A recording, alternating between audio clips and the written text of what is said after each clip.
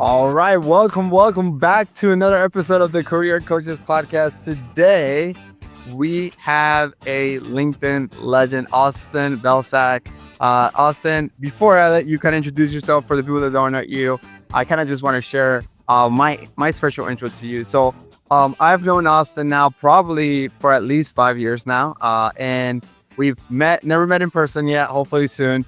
But we have been connected on LinkedIn, have done this, I think, the third podcast that we've done together. We've always found a way to catch up every couple of months, maybe a couple times a year. And one of the things I respect the most about Austin, many things, is how he is so value driven in his content. I think that there is no, like, it's not luck that he has close to 1.5 million followers on LinkedIn. A lot of times, especially when I was earlier on in my LinkedIn journey, and I would look at influencers or creators that would have hundreds of thousands or millions of followers, you would be like, oh, they're look, what are they doing that I didn't know? And funny enough, at one point he posted something about wanting to help people, 7 people on LinkedIn. And I was like, hey, can I pay you for this? And I was like, hey, you don't need the whole program. Just pay me by the hour. And he kind of like just gave me the insight of how he did his content. So a lot of what I learned about LinkedIn was from you, Austin. And I know you know this. I've given you credit this before. And what I realized is that maybe luck was a percentage of it, but it couldn't be more than 10% of it. Like 90% was Austin's, just the systems, the processes, the value, the consistency, and what he does on his LinkedIn content, I think is also how he does the rest of his business. His lead magnets, his websites, his articles, his coaching program, his webinars, his emails, his newsletters. And to me, that is why when you look at career coaches that used to be posted in 2015, 2017, when you started, and how many of them are still posting today, most of them are no longer there. And to me, it's no luck that you're still here today, that you were able to leave your lucrative job at Microsoft to do this full time and now have built a business, have employees, and have so much success in your business, and obviously ups and downs in any business. But yeah, Austin, you are a true OG on the LinkedIn, and thanks for being here, man. Thanks for being my friend. Thanks for always being willing to give back and share your thoughts here. Oh, Daniel, of course. Thank you for all the same things. I am so grateful that our paths crossed and for our friendship and everything that you've shared with me. I think 90% is generous on the credit side. You had to actually put in the work and do the stuff. So, maybe I'll take 5% or something, but the other 85 is all yours. But I'm excited to chat. I mean, LinkedIn and social media in general has been a journey. It's been a roller coaster, especially, for the folks who have been on the platform since we started, pre-COVID in the late 20 teens.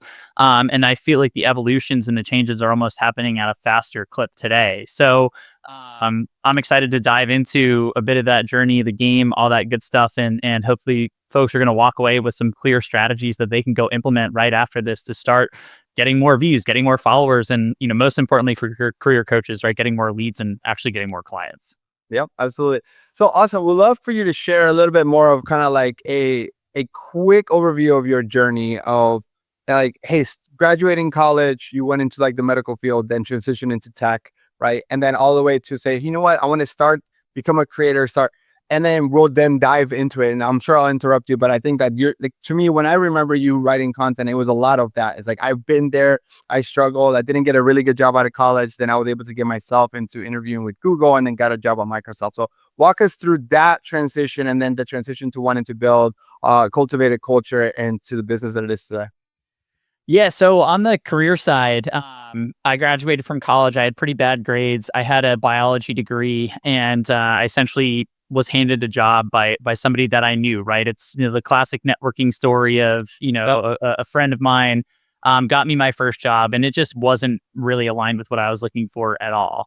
So I decided that I wanted to make a change. And of course, when we think about making career change, we go right to the top. So I was thinking, well, I want to get a job in tech, at Google or Microsoft or one of these companies. I want to work in New York City. I want to be making a certain amount of money.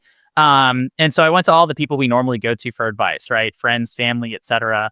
And they basically told me to do the same thing, which was the traditional job search process, right? Tweak your resume, apply for a bunch of jobs. Eventually something's going to stick.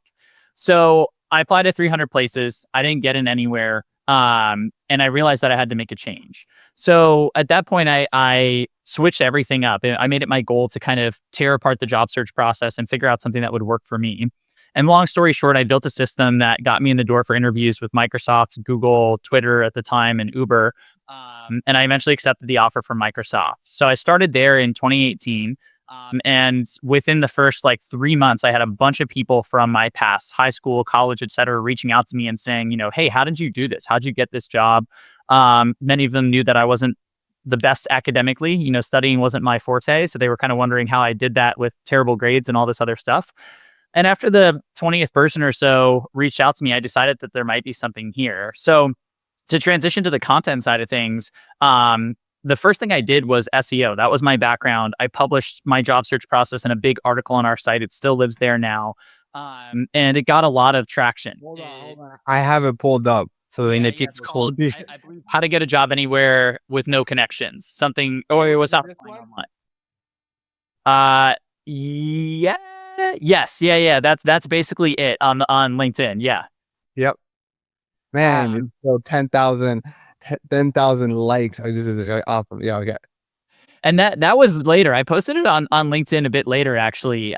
My blog was the first place that I posted, and I want to lead with that because a lot of people had told me to post on LinkedIn, and I didn't really get the appeal at the time. This was like 2018 or so, and I got my job at Microsoft in 2015, so this is more like 2016 or so.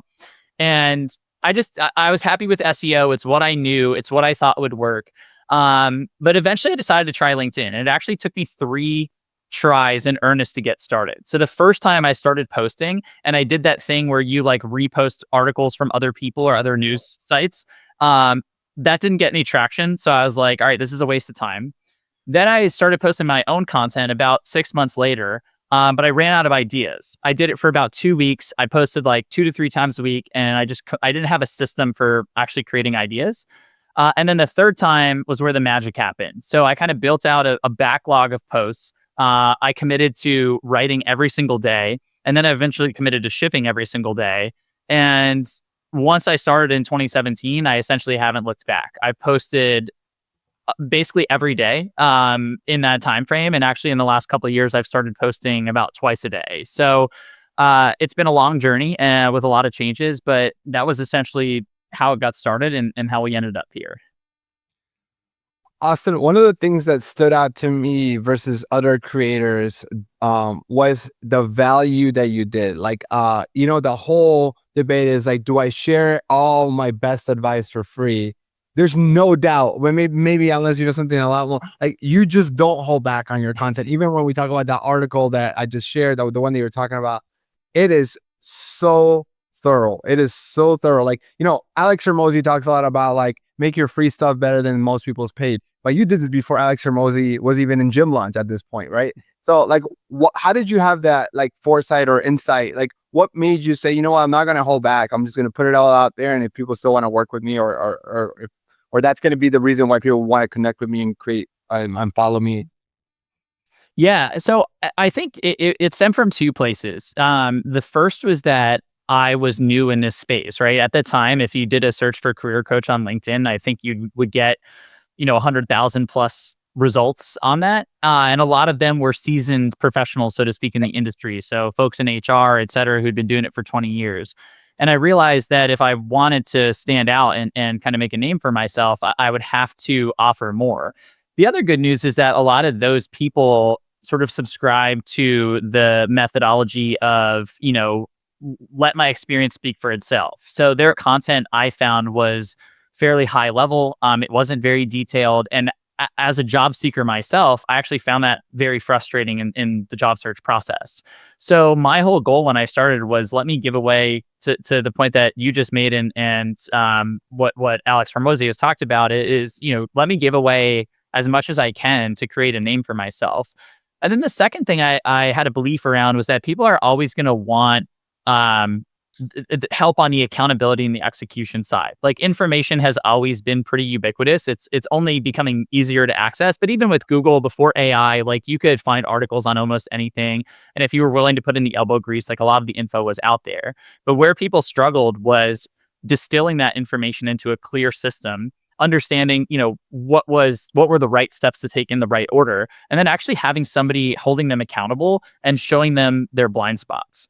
And I knew that, okay, even if we give away all of this content, yes, there's going to be a cohort of people who take this and run with it. But it was my experience in my own job search that there were so many pieces that had to kind of come together to create the holistic system that actually worked, that even if you get, one part of it right, two parts of it right, you're still missing a bunch of pieces that are really going to make the magic happen. And so I figured that those folks would come to us and be, willing to, work with us on the coaching front or join, one of our programs, et cetera. So that was my belief. And I would double down on that in today. In the world of AI, it's even easier for people to get that information and almost get the stepwise system because AI can aggregate that for you. And so in today's world, it feels maybe a little scary to share that because you're like, well, won't AI just index it and then share it on ChatGPT, et cetera? But the truth is, and one of I think that the most challenging parts of growing on LinkedIn today is the amount of value that's given away for free has just continued to increase. Where, when you and I started, like a text post would be great and it could go viral and get you a ton of stuff. And now it's like everybody's creating these infographics that, on the surface look like they require hours and hours of investment on top of writing the actual post content. And so I think the best thing that people can do to compete is to still continue to give that unique value away for free. It's not easy. It's actually gotten more difficult. But I believe it's still the way to stand out because the surface level stuff just doesn't cut it in the world that we're operating in. If information or strategy alone, if strategy alone worked, then we will all be rich, fit, and fulfill, right? Like we have access to ChatGPT, we have access to Google. To your point, it's a lot easier more than ever. Yesterday, I haven't even shared this to the team. I was having a strategy call with a career coach who wanted to learn about like working with us, and he comes and shares to me. He shares his screen. Oh, is like, hey, someone share with me all the materials from your program. Like, and literally just shares like a Google Drive with all the workbooks and all the materials of in my program. And I think probably even all the videos you could just probably figure out a way to like Loom video. But I still want to work with you because I still see the value. And he's like, I haven't even opened them because I just see the value.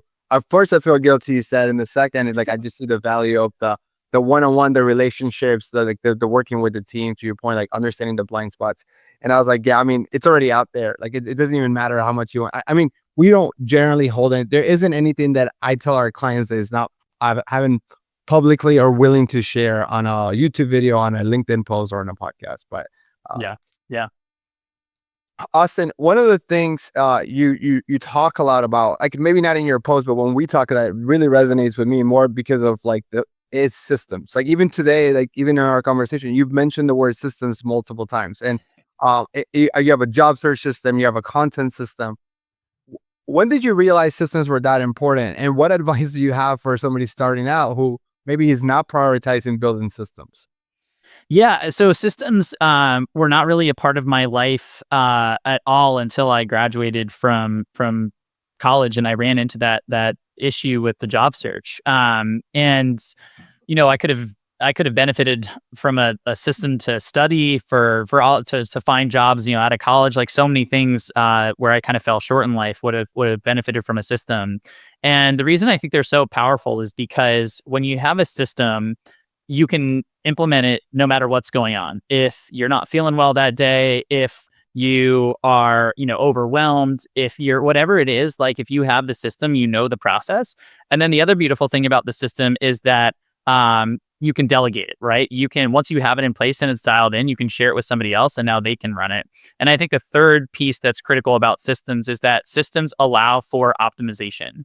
If you're just going off of vibes, so to speak, like if you're doing marketing or if you have a sales process or whatever, anything in your business, if you're just kind of keeping it in your brain, it's almost impossible to actually optimize that process because you don't have the real data in front of you. Whereas if you have a stepwise system, so I'll share quickly from my side at the mastermind that I was just at a couple weeks ago. It was funny. I met this guy who was a developer, and I had given a little presentation on this thing that I had kind of vibe coded for our business. And he was like, "Hey, when we go get dinner later, I'd love to talk to you because I can help you with that, and I'd love your help on the sales process." And so we were chatting, and I explained kind of our sales process, and I gave him some action items, and he was like, "Well, I don't really even know what I would optimize. Like, I don't even know where to start because it just I don't think any of this can help me." Yeah. And the main reason for that was because he didn't actually have a stepwise process. Every single call that he got on was a different script, a different format. The questions that he asked were different every time. The emails he sent after were different. And so that feels good on the surface because you're like, "Ooh, I'm tailoring this to the person that I'm speaking to." But the problem with that is you have no idea which changes are working and which changes are not. So when you have a system like for us, if somebody books a call with us, they're getting the same set of emails. They're hopping on a call that has the same script and flow for the most part. Yeah. And obviously we're personalizing all this as we go, but we're doing that within the framework of these specific steps. And then they're going to get a specific set of emails afterwards. And so the idea here is if we want to change something, if we're like, "Hey, what would happen if we asked this question at the end of the call versus this question?" We can keep everything else the same and we can test that one thing and we can see if that works or not. And so what this allows you to do is when you start from the top down, you can test every single aspect of your funnel. And once you get, a certain aspect above a certain rate that you're looking for, great, you lock that in and you move to the next step. And once you've done that for your whole funnel, now you have predictability. Now you can say, okay, if I get X number of leads this week, I know that Y number of them are going to show up to the calls and Z number of them are going to purchase the program. And you know that because you have that really defined funnel. So that's one of the most important reasons to have systems, is that you have that ability to optimize, you have that ability to delegate.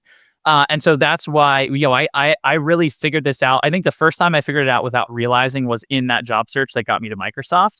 And then when I started my business, I kind of threw all that out the window. I didn't track any of my numbers. I didn't have, mappings of my funnels or systems. And then all of that kind of changed in at the end of 2022 when I just realized that if I wanted to be serious about business, if I wanted to grow my business, I needed to have those structures in place. And once I got into that mindset, now we build systems around every single thing in our business, like literally any aspect of it, from finance to sales to fulfillment to market. Like everything has a system, and we're constantly iterating on those. So that is like the most valuable thing I feel like I could share with folks when it comes to LinkedIn or anything else. Like having systems for all the aspects that go into what you might consider like a LinkedIn strategy or a content strategy. That's really going to be the biggest differentiator between, the people at the very top and everybody else who's just trying to figure it out, but can't seem to crack 10,000 followers, 50,000 followers, etc. Yeah, that is definitely a takeaway that I think when we work together, where you're helping me with LinkedIn, that the way that you systemize that, and then I then started reading a lot of books on systems. So E-Myth Revisited, The Goal. It's just a lot of like, it's like, okay, what I remember you saying this. I don't know if it was in a podcast that we did or in a conversation, many conversations with this guy, that you were like when I think about goal setting, I just reverse engineer and say, well, what process I need to do, and then I build systems around it so that I can't miss. Like if I do that, or like if I post every day, and if I do this, then eventually I will hit the goal. Like it will happen. Yeah. No, that's exactly it. And it's like with content, it's like, okay, if I want 100,000 views, it's like, okay, here's all my content from the last 30 days. Here are the posts that get me to a place where if I got that many views 7 days a week, I would hit 100,000 views. All right, great. How do I build more of these posts? What's the system for creating a post like this? And then how do I map that to other, topics, formats, etc. And you just kind of work backwards until you're like building the systems in reverse almost. And then once you get to the top of the funnel and you've built out those systems, now one drop in that bucket just goes all the way through an optimized funnel and gets you to where you want to be. So I'm glad that was your number one takeaway. That's like, for anybody watching, that would be the biggest thing I hope they walk away with, is just systems equal success, in my opinion.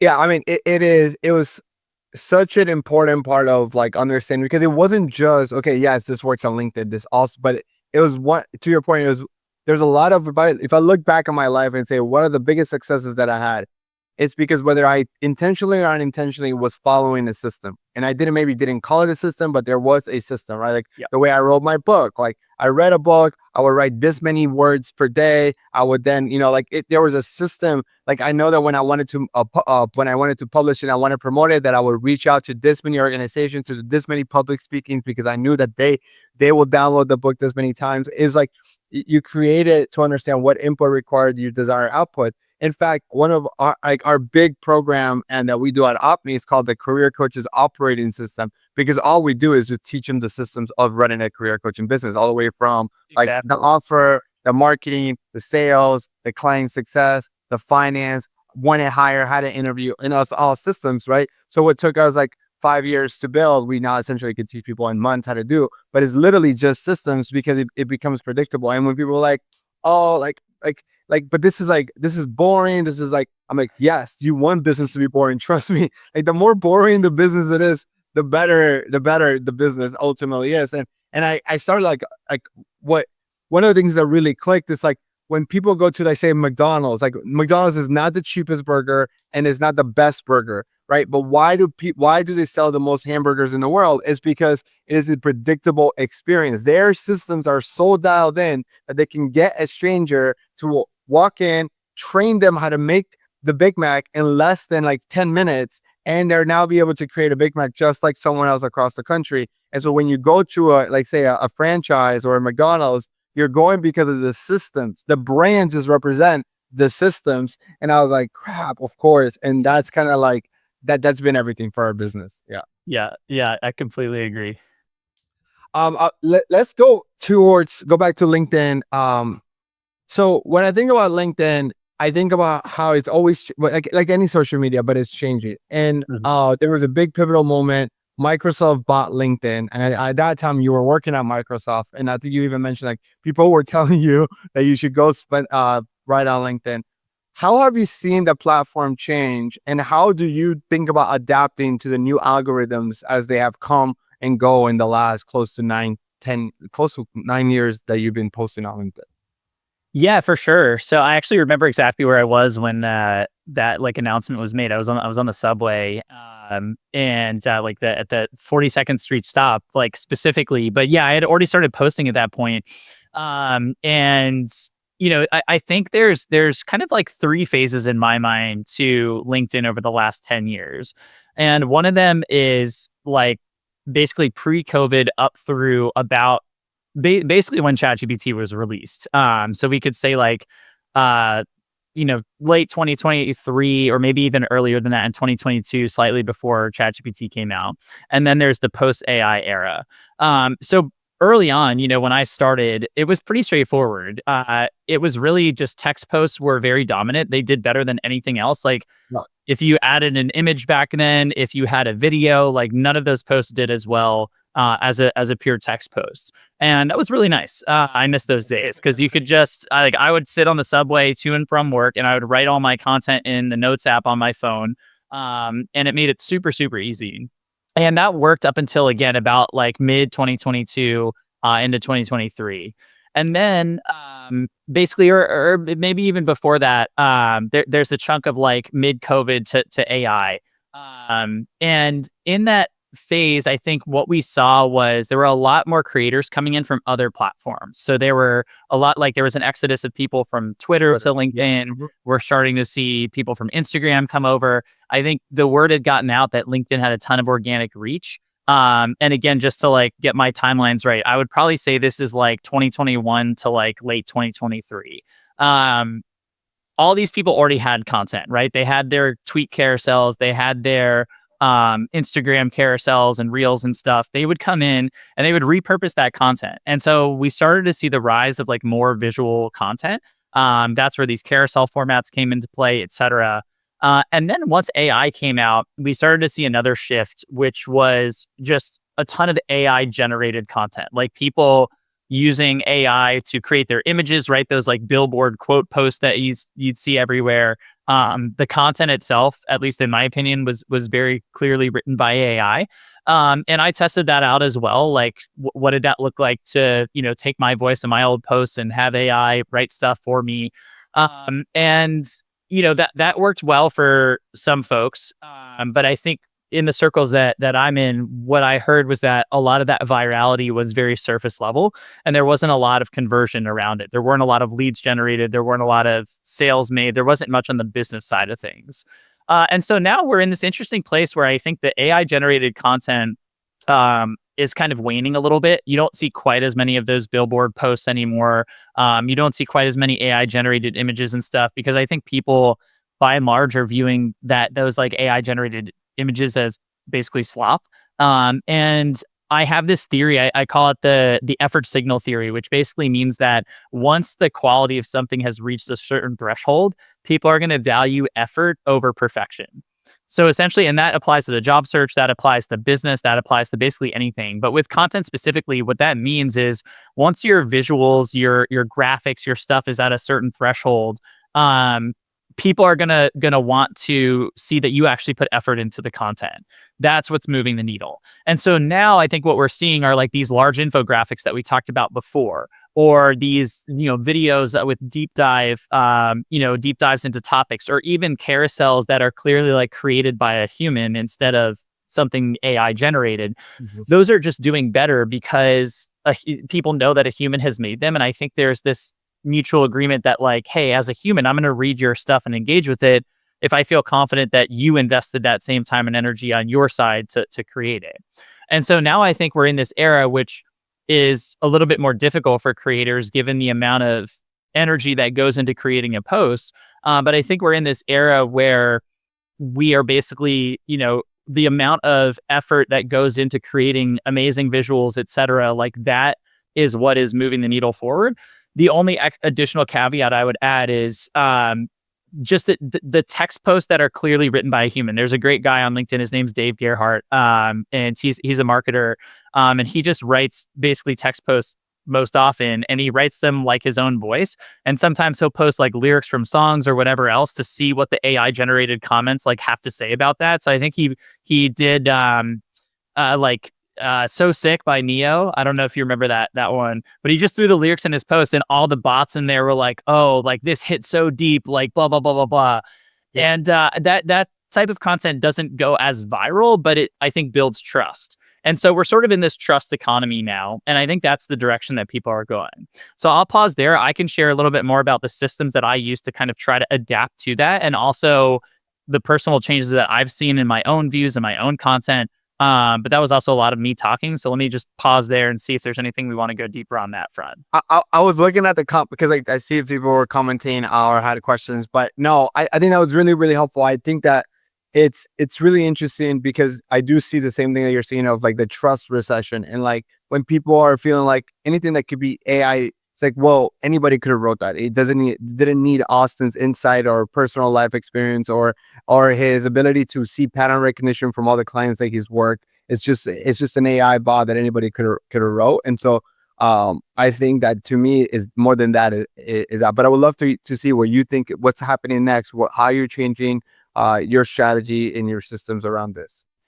Yeah, so I think the number one thing that's helped me stay on top of content since I started was just having a system Yeah. for understanding what is working in the on the platform. And so essentially, every quarter, every 6 months, what I would do is I would go through a three-step process. And essentially the first step is looking at my own content from the last like 3 to 6 months, depending on the gap between the last analysis, and understanding, okay, here are my top 10 posts, top 15 posts. What do these things have in common? How are they different than the top 10 to 15 posts from the last time I did this? And basically I would go through each one, and I would force myself to write three hypotheses for each. So I would say, all right, here are my top 10 posts. Let me for each post write three hypotheses for why I think this performed well on the platform today. Then I would go basically do the same thing. I would pull like 3 to 5 posts from roughly 10 creators that I not only like looked up to, but also whose content was performing well on the platform and who I also see being able to navigate the different changes. I would go back, I would find their top couple posts, and I would do the same thing, three hypotheses. And then I would do a platform audit. So I basically just scroll through my feed during the course of like 5 to 7 days, and I would just pull out posts that had performed really well that I could also replicate, right? There's always posts about people, here's my personal story. This thing happened to me, then this thing, and like I can't necessarily replicate that type of content. Like I have my own personal story, but we can only share those things it's so many times. So I look for content that was, more repeatable, so to speak, but also had a certain amount of reactions and views and was performing well. And I would basically grab like 10 to 15 of those and do the same thing.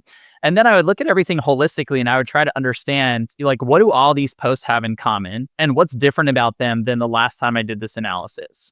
And so what that allowed me to do was use data to clearly understand where the platform was going, as well as my own intuition with those hypotheses. And then I could see what's the overlap. And it's like, okay, the posts that are doing well now are posts that clearly have had a lot of time invested in them. Like we talked about, right? They're these very dense infographics. They are carousels that have a lot of like really, really nice visuals and design that couldn't really just be created in Canva or couldn't really just be created with AI, et cetera, et cetera. And that's different from 6 to 12 months ago when everything was just the same AI, like, 7 mistakes silently killing your job search that nobody's told you about. And it's like every post is like that.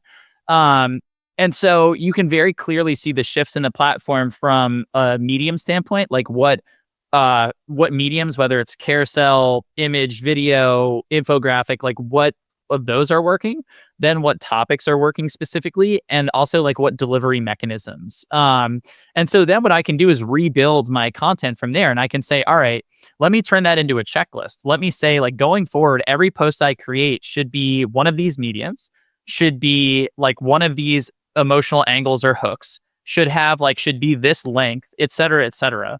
And then I would pipe all my content creation, like the way I create content, I would pipe it through that checklist, and I would know that at least I'm starting from a better baseline around what the platform wants. So that's basically the system that I use to stay on top of things. And so now going forward, I mean, I can share what my plan is next and how that differs from what I did before. But let me just pause there and see. I don't know if we had any questions or if you had anything you wanted to go on. I have there. questions because how much of it is do you try new things based on all the analysis that you do? Like if there's a percentage and what percentage of it is it new things that you're trying every quarter, and what percentage of it you're playing your greatest hits, or you're just saying, hey, I'm going to get my greatest hits. I know this post have traditionally worked over and over, and I just maybe tweak it to the new medium, or how are you balancing what worked before and what works now? Yeah, so this goes back to what we were just talking about with the systems. I mean, not everybody watching this is going to be in this position. So my advice to you would be to like work to get to this position. Yep. But for me, it's the data. Like I have data on all my LinkedIn posts and off platform. So I have like for every post, I see like, okay, reactions, comments, views, but then I also see like how many sales calls did we book that day? Yep. And then how many people joined calls that were booked and how many people converted. And so I can take all that and I can run an analysis. And this is where AI is helpful. Like I think AI is great for some things like this and bad for others, like writing your content for you.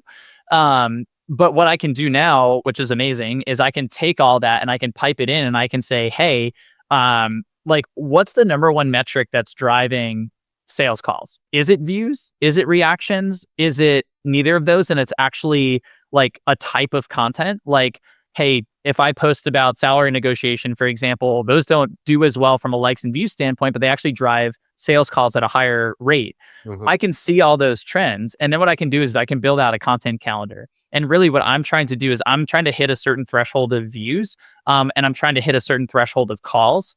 And basically I combine those into one metric, which is calls booked per 10,000 views. And I know, okay, if I have a set of posts that is going to get me to those goals every week, like that's where I'm going to be successful. So once I know what that looks like, now I can get creative because I can say, okay, to your point, here's this like tried and true, like this post is always a home run. The last 3 times I posted it, it's gotten the X number of views. All right, that gets me to a certain percentage of that allocation. And now I can say that gives me the freedom to experiment with 2 more posts, because even if they completely flop, I'm still going to get to the place that I want to be.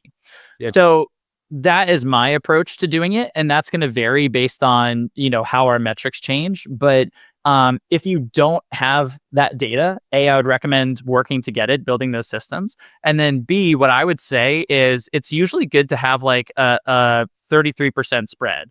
My goal for everybody on this, like watching this, would be to post 5 days a week minimum. And if you're doing that, I guess I made the math a little harder for myself. But if you can have 2 experiments a week, if you can have like 1 home run, and then if you can have 2 more like tried and true performers, I think that puts you in a pretty good place to be able to try some new stuff and still have like 60% of your posts in this case, if you're posting 5 days a week, be stuff that you know is going to perform at a certain level. So how are you planning to change? Like you said, what's next then on yours?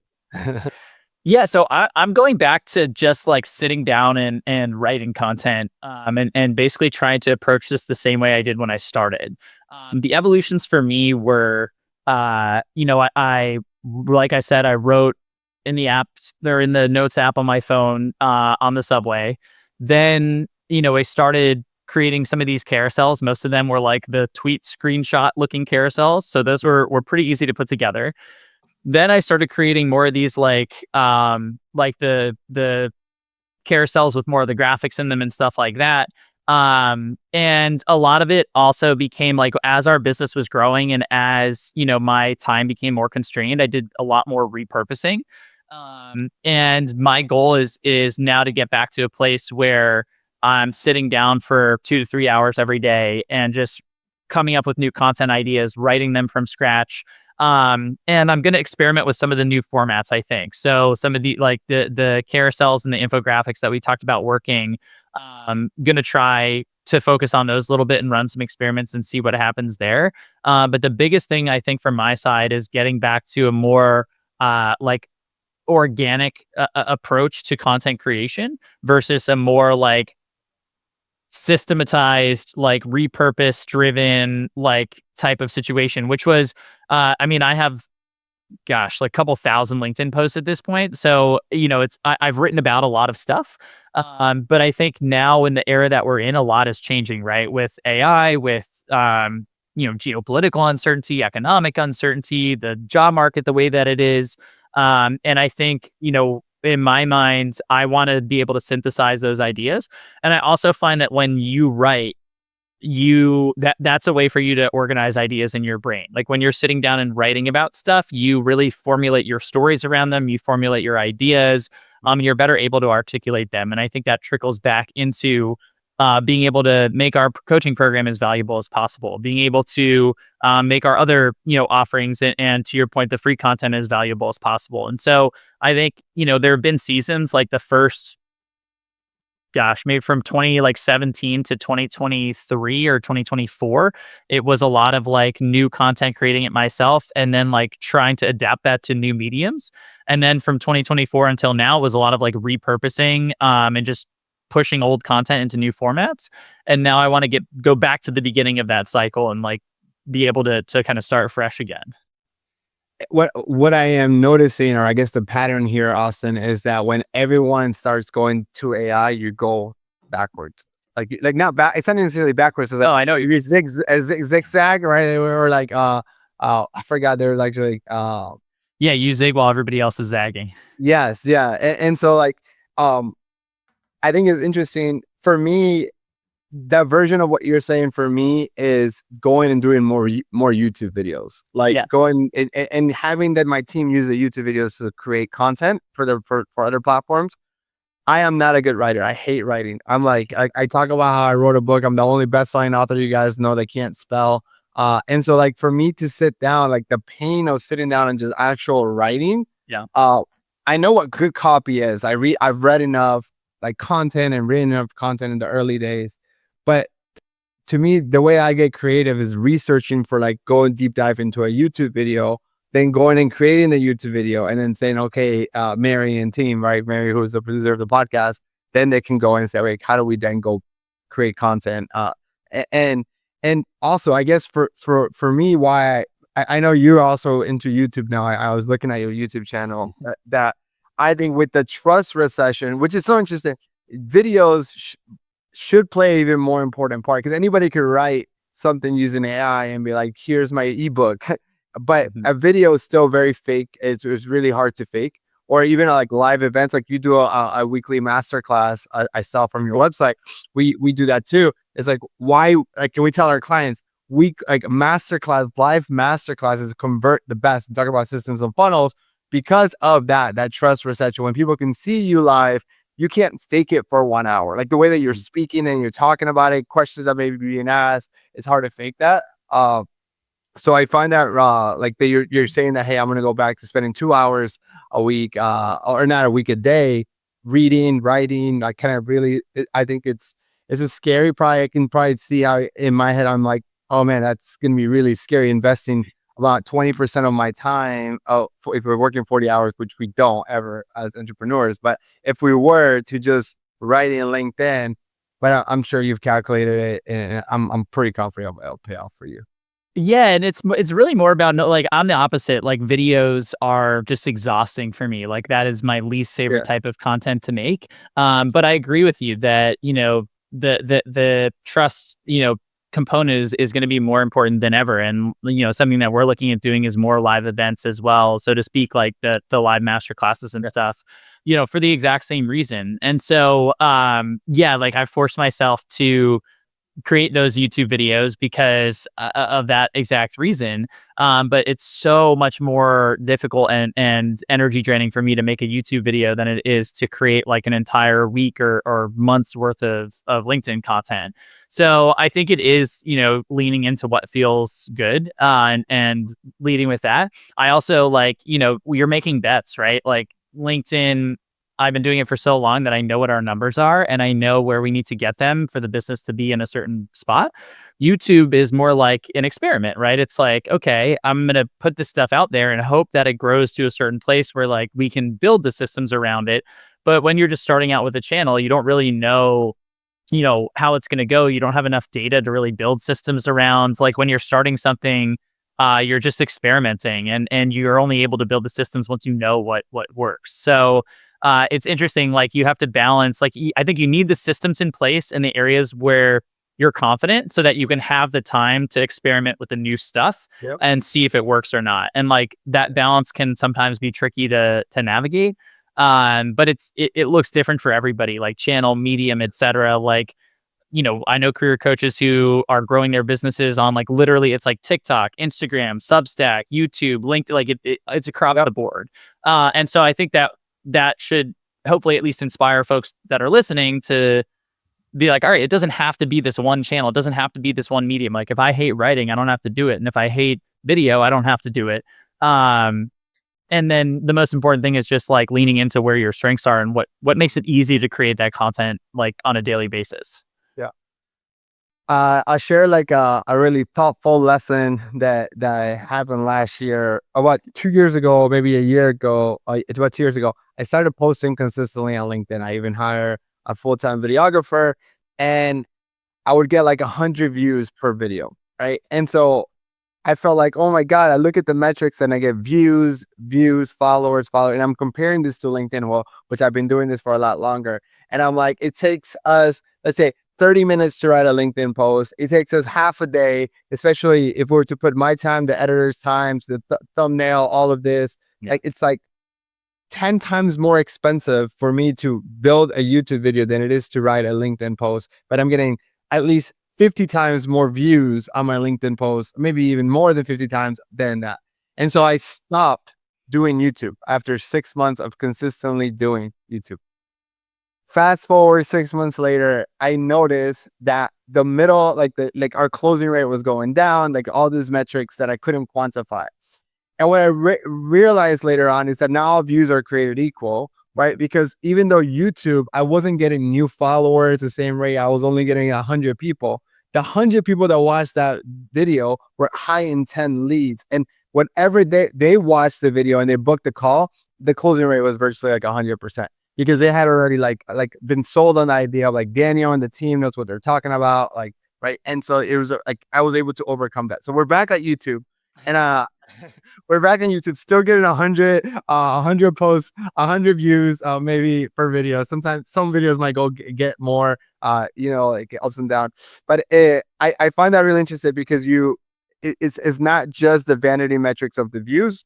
And so when you mentioned back maybe like about 10 minutes ago, you said something that was like, I wrote down, it's like ratios. Like, it's like, I love it when we can mix KPIs or like those ratios where you're like 10,000 views per book sales calls. Like, you're able to say, okay, this is a vanity metric, but it's a laggard indicator to potentially a really important metric, which is sales calls. And then the next one would be like, you could be like, you can then go in, if you're then tracking closing rate, you can then eventually, and then dollars amount per sales call, you can eventually say every 10,000 views generates this much dollar amount for your business, right? I'm sure you probably do that. That's exactly like I know those numbers for like top to bottom in our funnel. And so I know like if we can get X number of views on LinkedIn, we should get Y number of calls. And I know that, Z of them are going to show up. And then however many of those are going to close. And we know what those are. And of course there's outlier weeks and there's, Yep.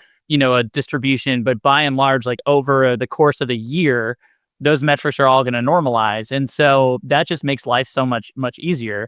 But what I will say to that point is one of the big things that I've noticed, and I'm sure you've talked to folks too, like everybody is posting about it on LinkedIn now, but like my views are way down from what they used to be. Like they've probably dropped 6x from, the peak, maybe 3-4 years ago or whatever.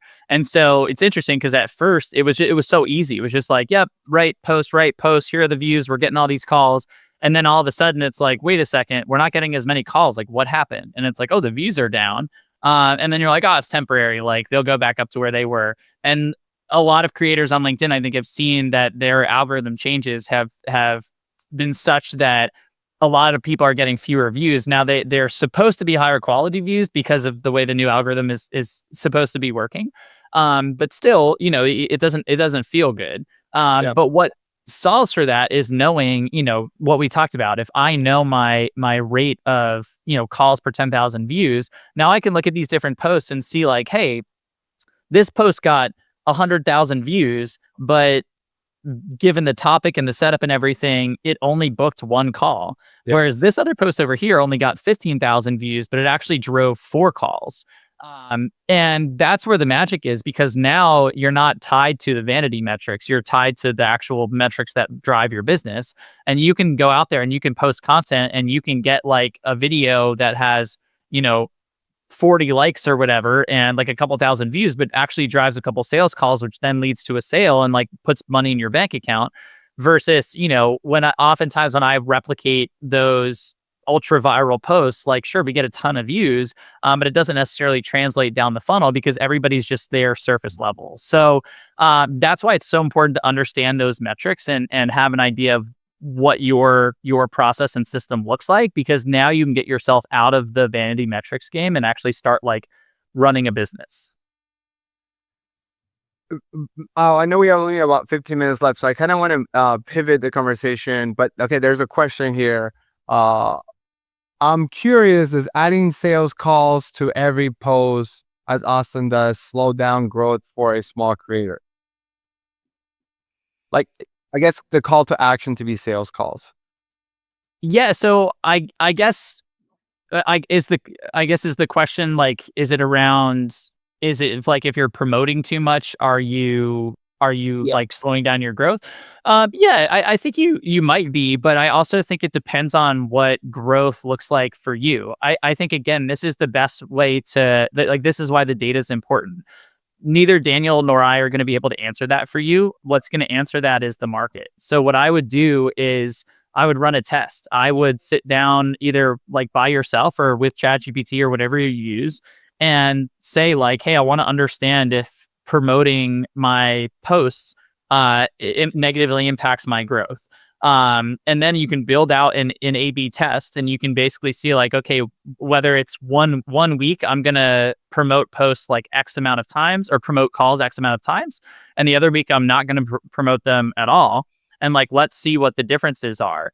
And then you don't just you want to track everything, right? You want to track views, you want to track followers, but you also want to track sales calls and actual purchases, and then you can make the decision. And for me, I'm always going to focus on revenue generation over vanity metrics. That's what allows like me to show up every day and create more content. That's what allows me to pay my team. That's what allows me to keep creating awesome content. If I'm sitting here and I'm getting 100 million views a week, but nobody's actually, becoming a client of mine, I'm not going to be able to do this for very long. And everybody loses in that situation. And so when you think about growth, I think you need to understand what type of growth is most important to you.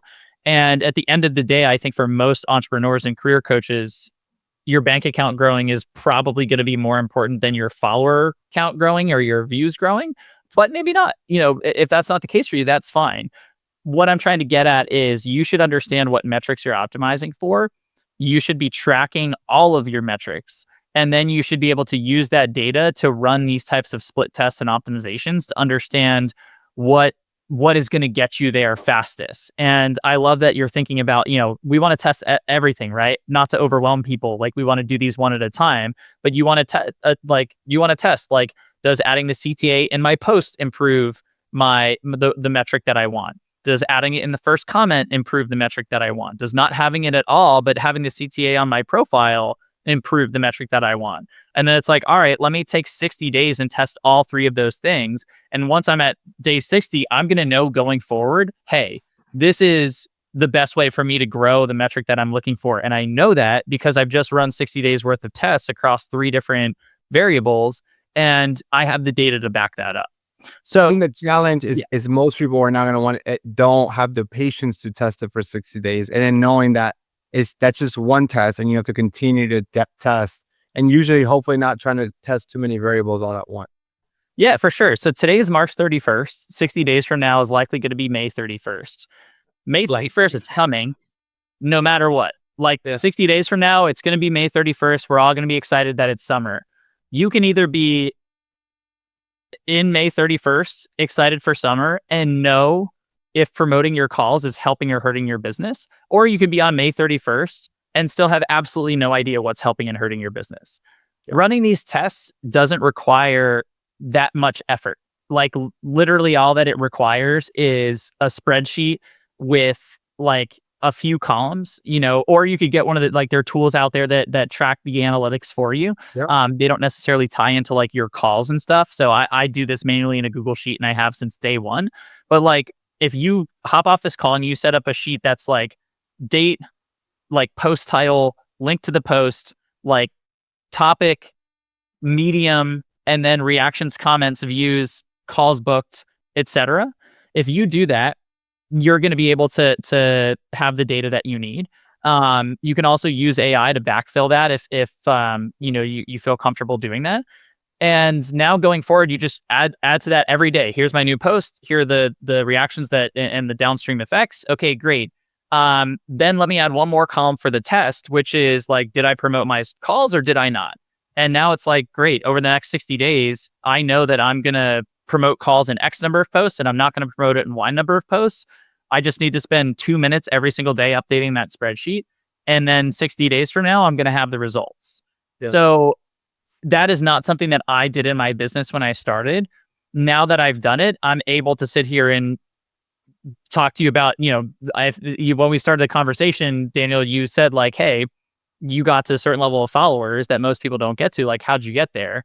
It's by doing things like this. Most people are thinking like, that's too much work. I don't know how to do it. That feels complicated. I don't have time. But these are the things that separate you from everybody else who just continues to say that stuff and ends up on May 31st and then July 31st and then 2027 and 2028 and still have no idea if promoting your calls actually moves the needle for your business or not. Yeah. Awesome. One last topic before we wrap it up. One of the biggest shifts that we've seen on the algorithm, not just on LinkedIn, but even across other social medias, is that it's becoming from social media to interest-based media, right? Like now I think the algorithms are getting so good that when anything changes in your life, let's say I have an idea of starting a business or become a career coach or to get a job, like the algorithm knows that you want to get how to get a job content. So you're going to get flooded by that type of interest. Right. Yeah. What advice have you seen that to be the same or true? If you have, what advice would you have to somebody who is maybe just starting out at their career coaching journey in 2026 and feel like, hey, am I too late to the game? Or how should I start my content strategy? How important is niching down? Or do I just keep it broad, kind of like how you like? You essentially I would consider a broad career coach, like a generalist of a career coach. Yeah. Yeah, so I would say the best thing that you can do is niche down. I mean, you have more experience with other career coaches in building their businesses, Daniel. So, Yeah. I would defer to your take over mine here for everybody watching. But in my opinion, it's niching down because what is winning? You just talked about the interest based algorithms and economy, and also the trust factor, right? You talked about the trust recession, and so now in today's market, if you can say like, "Hey, I'm the person who helps." People from non-traditional backgrounds break into data science and win six-figure roles or whatever it is. I mean, even for you, like when we talked so many years ago, you transitioned to just focus on international job seekers, and like then your business blew up. Like when you start with the niche, yes, you're not going to have these like massive viral like moments y- most of the time. But you're going to speak directly to a set of people who are looking for that help. And in this economy where trust is at an all-time low and there's so much noise, being able to say like, "Hey, I help people exactly like you get this outcome." That's what wins. And then once you have a business built around that, then you can start to expand, right? So now it's like, okay, I don't just help people from non-traditional backgrounds get into data science, but I also help data scientists make a vertical leap. And now I help, data scientists transition out of data science into something else. And it's like, okay, now we're expanding into other areas and our audience starts to widen. But the niche is, in my opinion, the most effective thing that you can do starting out. You build all of your content around that, and then you're always going to win on relevance because when another career coach is posting more generally, like, oh, here are seven mistakes that silently kill your interview or whatever. Now you're showing up and saying like, "Hey, here are seven mistakes that like kill your ability to transition into a data science role, with no experience." And when those two are in my feed and I'm somebody trying to break into data science, I'm like, "Oh, this one is what I need and this other one is too general." So that's my advice is to start as niche as you can, even if it feels like the metrics are lower, they're smaller, like that is going to be the best place for you to build out the whole business and actually start generating revenue. And then you can start to scale up from there. Like once your community begins to grow, once you start to be successful in that small area.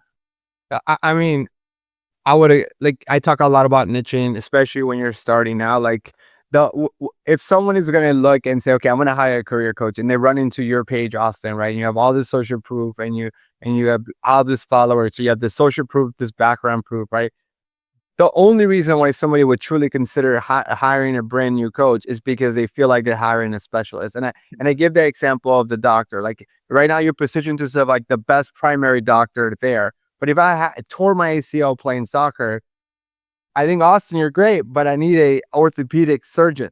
And so I think that having that background, like if you're, especially when you're coming from a point where you niche down and you have a background in that niche, like if you were a technical recruiter at Meta and Google, and so now you're helping software engineers. Shout out to you, Marina. I know I forced you niching down a couple of months ago, right? That's why you're crushing it, right? That's why she's crushing it because if she's only working with software engineers who want to get into like top tier tech companies, uh, Austin's great, but he doesn't have the technical experience. So there's this like, and there's a lot of people who want a generalist coach. They'll go to Austin, and Austin's doing really well for himself.